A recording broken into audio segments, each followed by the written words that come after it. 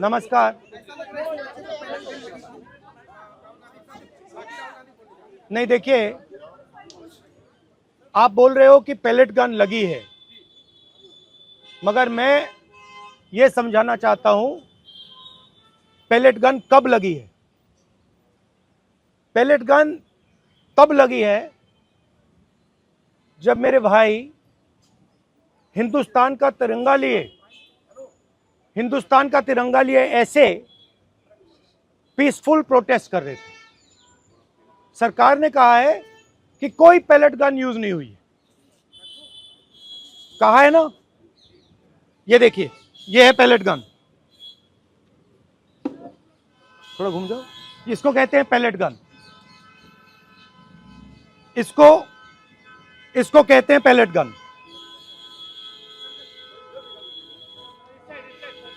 ठीक है, और इनकी आंख डैमेज हो गई है, इनकी आंख से इनको दिखाई नहीं दे रहा है।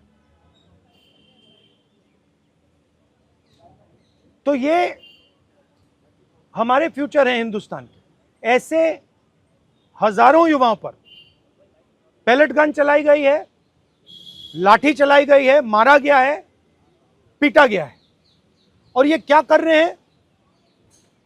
पीसफुल प्रोटेस्ट कर रहे हैं। क्यों कर रहे हैं? इनका पेपर लीक हुआ है।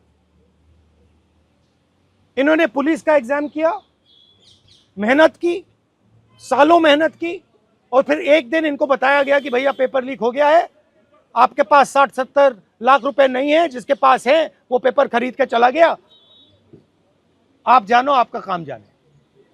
और ये लाखों लोगों के साथ हुआ है। इनके माता पिता ने मेहनत के पैसे से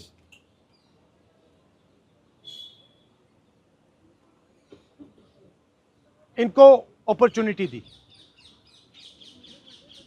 तो सरकार को झूठ बोलना बंद करना पड़ेगा।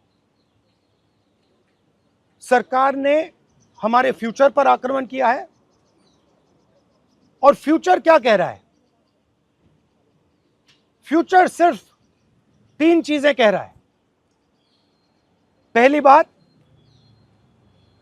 जो एजुकेशन मिनिस्टर है, जिसके कारण यह हुआ है, जिसके कारण ये बाहर निकले हैं, पीसफुल प्रोटेस्ट किए हैं, जिसके कारण पेपर लीक हो रहा है, उसको सैक किया जाए।